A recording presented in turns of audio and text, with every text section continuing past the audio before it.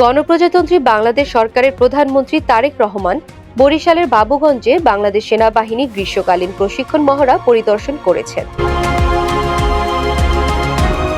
সোমবার 13 জুলাই বেলা 11:30টায় বরিশালের বাবুগঞ্জ উপজেলার পূর্ব রহমতপুর এলাকায় বাংলাদেশ সেনাবাহিনীর গ্রীষ্মকালীন প্রশিক্ষণ মহড়াস্থলে পৌঁছান প্রধানমন্ত্রী।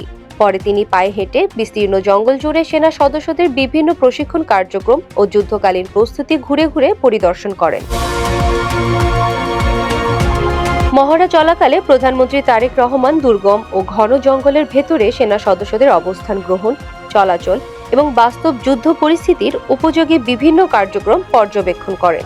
এ সময় দায়িত্বপ্রাপ্ত সেনা কর্মকর্তারা তাকে মহড়ার বিভিন্ন দিক এবং সেনা সদস্যদের কৌশলগত প্রস্তুতি সম্পর্কে অবহিত করেন। প্রধানমন্ত্রী এ সময় শত্রুপক্ষের ড্রোন শনাক্ত ও প্রতিরোধে ব্যবহৃত অ্যান্টি ড্রোন মাল্টি ব্যারেল সিস্টেমের কার্যক্রম প্রত্যক্ষ করেন। সংশ্লিষ্ট সেনা কর্মকর্তারা তাকে এই প্রতিরক্ষা ব্যবস্থার কার্যপদ্ধতি ও যুদ্ধক্ষেত্রে এর ব্যবহার সম্পর্কে ধারণা দেন। পরিদর্শনকালে প্রধানমন্ত্রী সেনা সদস্যদের সঙ্গে আন্তরিকভাবে মিশে যান। তিনি জঙ্গলের ভেতরে দায়িত্ব পালনরত সেনা সদস্যদের কাছে গিয়ে তাদের খোঁজ খবর নেন এবং নিষ্ঠা ও পেশাদারত্বের সঙ্গে দায়িত্ব পালনে উৎসাহ প্রদান করেন। এক পর্যায়ে তিনি সেনা সদস্যদের সঙ্গে মাটিতে বসে কিছু সময় কাটান এবং তাদের প্রশিক্ষণ, দায়িত্ব ও মাঠ পর্যায়ের অভিজ্ঞতার কথা শোনেন। মহড়ায় অংশগ্রহণকারী সেনা সদস্যদের জন্য যুদ্ধক্ষেত্রে পরিবেশে তাৎক্ষণিকভাবে প্রস্তুত করা খাবারও গ্রহণ করেন প্রধানমন্ত্রী। কৌটার মধ্যে মোম জ্বালিয়ে তৈরি আগুনে রান্না করা সাদা ভাত, ডাল, আলু ভর্তা, চিংড়ি মাছ ও ডিমের তরকারি পরিবেশন করা হয় তাকে।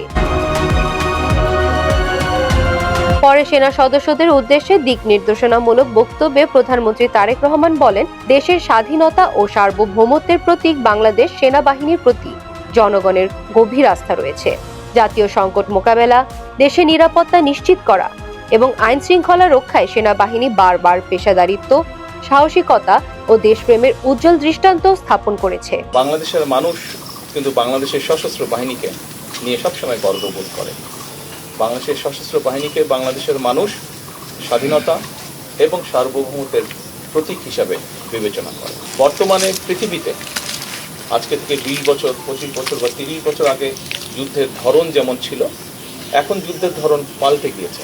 আমরা চাই আমাদের যেটা লক্ষ্য, আমরা যেটা আশা করি, আমরা যেটা চিন্তা করি, সেটা হচ্ছে যে ইনশাল্লাহ ভবিষ্যতে একদিন বাংলাদেশের সেনাবাহিনীর প্রশিক্ষণ বলুন, বাংলাদেশের সেনাবাহিনীর আর্ট বলুন, বাংলাদেশ সেনাবাহিনীর এক্সপার্টিস বলুন, সব নিয়ে পৃথিবীর বিভিন্ন বড় বড় জায়গায় আলোচনা হবে। তারা গর্ব ভরে বা তারা কেউ কেউ হয়তো হিংসার দৃষ্টিতেও বাংলাদেশ সেনাবাহিনীকে কথা বলবে।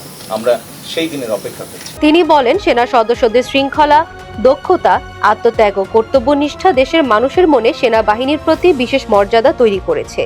এই আস্থা ও মর্যাদা ধরে রাখতে পেশাদার প্রশিক্ষণ, আধুনিক প্রযুক্তির ব্যবহার এবং সর্বোচ্চ প্রস্তুতি বজায় রাখার উপর গুরুত্ব আরোপ করেন প্রধানমন্ত্রী।